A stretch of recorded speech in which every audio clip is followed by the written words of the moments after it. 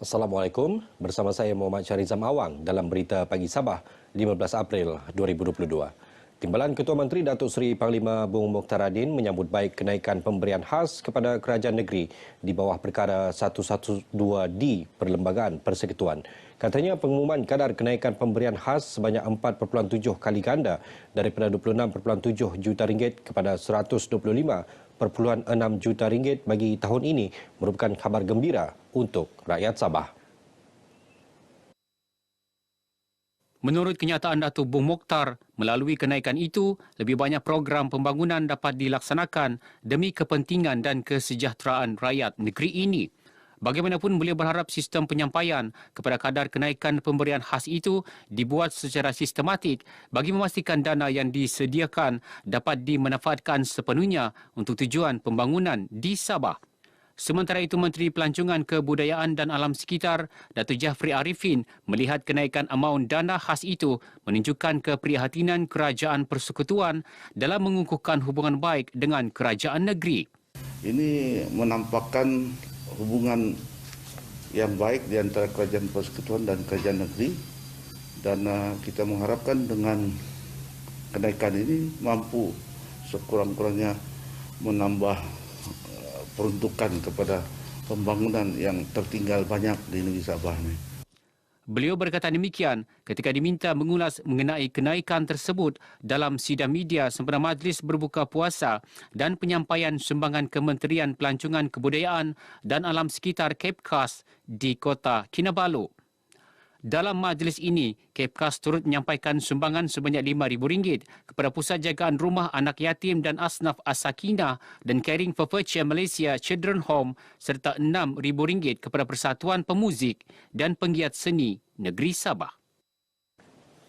Kementerian Pelancongan Kebudayaan dan Alam Sekitar Sabah Kepkas meminta supaya Kementerian Pengangkutan mengambil langkah membantu mengatasi isu kenaikan harga tiket penerbangan ke Sabah yang meningkat naik kebelakangan ini. Menterinya, Datuk Jafri Arifin berkata, kenaikan mendadak tersebut dikhawatiri akan menjejaskan usaha memulihkan sektor pelancongan negeri ini selain membebankan rakyat Sabah yang ingin pulang ke kampung halaman menjelang Hari Raya Aidilfitri.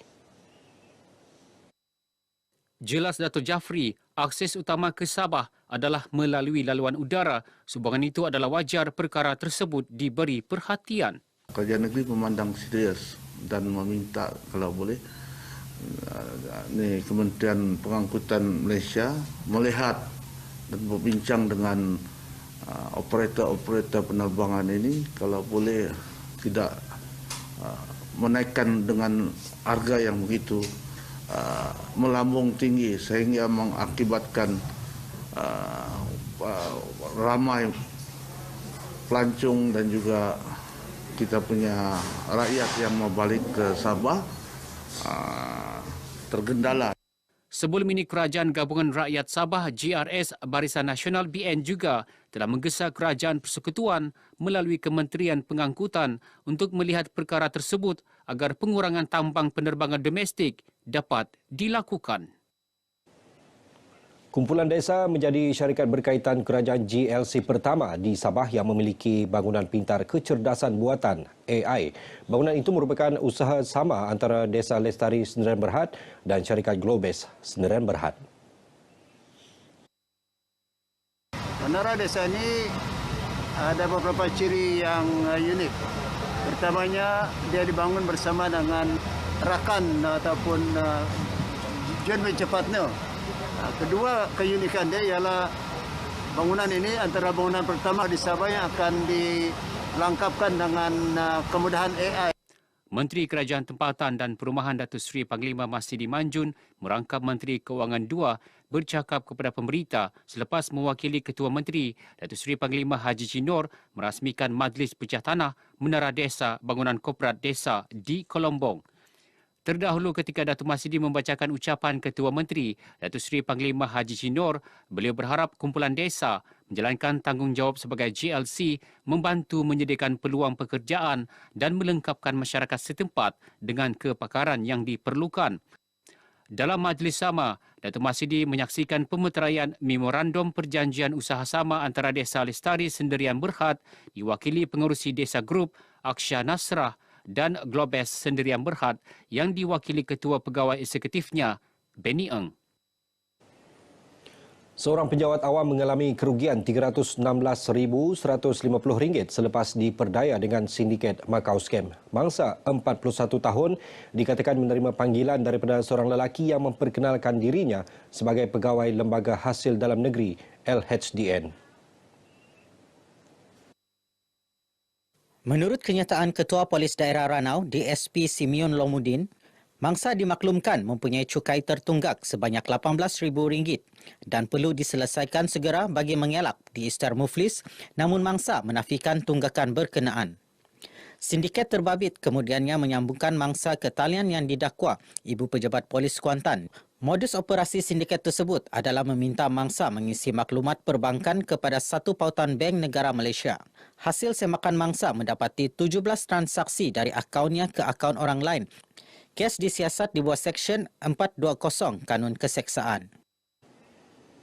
Perkembangan semasa COVID-19, jumlah jangkitan baru di Sabah susut 36 kes berbanding angka sebelum ini dengan catatan 122 kes baru semalam. Secara keseluruhan, kedudukan semasa di semua daerah di Sabah adalah stabil. Sementara itu, satu kes kematian dicatatkan di Keningau. Menurut kenyataan Menteri Kerajaan Tempatan dan Perumahan Datuk Seri Panglima Masidi Manjun, hanya 3 daerah mencatat kes baharu 2 angka iaitu Kota Kinabalu, Papar dan Sandakan. Sebanyak 17 daerah merekodkan kes baharu 1 angka sementara 7 daerah tidak merekodkan sebarang kes baharu. Peratusan jangkitan sporadik juga telah menurun kepada 51.6%. Sebelum ke berita seterusnya, ikuti statistik terkini kes baharu mengikut daerah dan kadar vaksinasi bagi Sabah.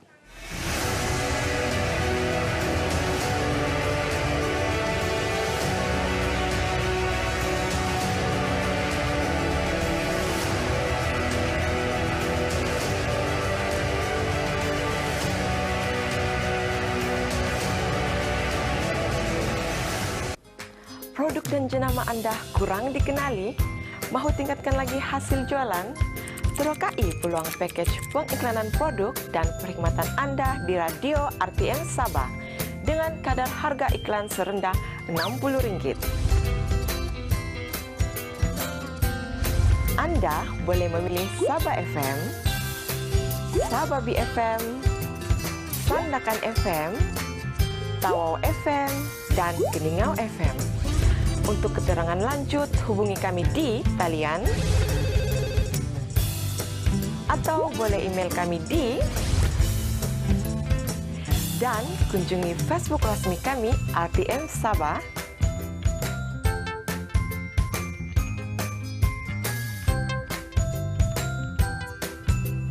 Perniagaan anda keutamaan kami.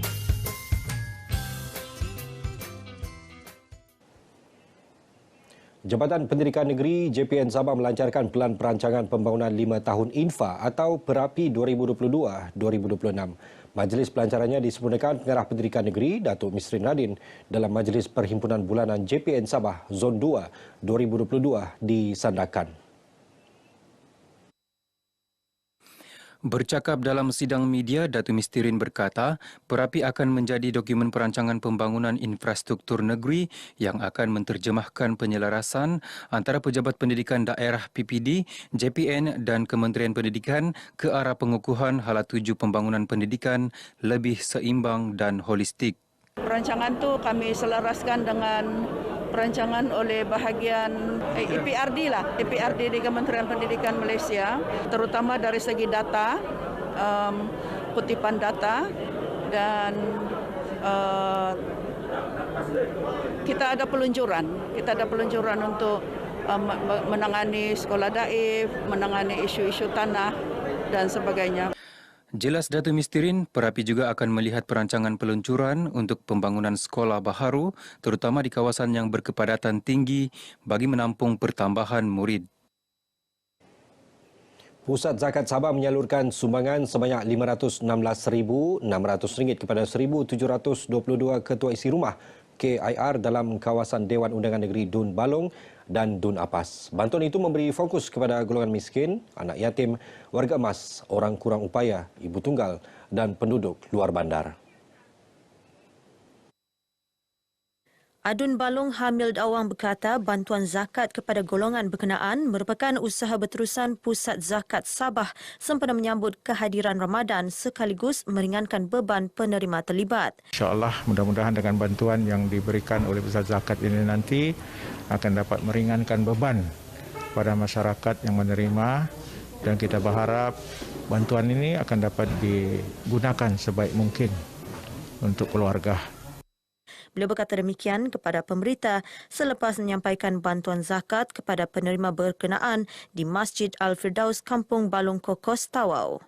Saya amat bersyukur dan berterima kasih kepada Pusat Zakat kerana setiap tahun memberi bantuan sedikit sebanyak untuk membantu kami dalam untuk menghadapi Aidilfitri yang akan datang dan ya, syukur alhamdulillah. Alhamdulillah, syukur pada Allah Subhanahu Wa Taala yang mana pihak zakat dapat memberi bantuan kepada kami yang memerlukan sempena Hari Raya Aidilfitri yang akan datang ini. Bantuan ini saya akan belikan keperluan harian saya. Seramai 30 individu menerima sumbangan daripada Yayasan Nur Jauhar dan Perbadanan Baitul Mal Negeri Sabah. Mereka terdiri daripada ahli Persatuan Veteran Angkatan Tentera Malaysia PVATM, golongan B40 dari daerah Tenom dan Kemabung serta penduduk terjejas kebakaran di Kampung Menara Pamilaan, Tenom, iaitu Omar Kamir. Sumbangan disampaikan penasihat Yayasan Nur Jauhar, Tuan Puan Nolida Tan Sri RM Jasni di Dewan Sri Panglima Antanom, Tenom. Terima kasih kepada Tuan Puan datang ke Tenom hari ini menyampaikan sedikit bantuan daripada Yayasan Johor. Jadi kono kay siung no kono veteran tu Tenom tu angin tuat. Kanjuk sebab kono ilo akasi ramon ra kay kono dopongo kono napinjin kuon. Saya ucapkan banyak-banyak terima kasih para Nujaya karena sudi membantu saya untuk meneruskan hidup. Terima kasihlah banyak-banyak. Baik, sekian berita pagi Sabah. Dapatkan dos penggalak COVID-19 untuk perlindungan optimum. Salam keluarga Malaysia.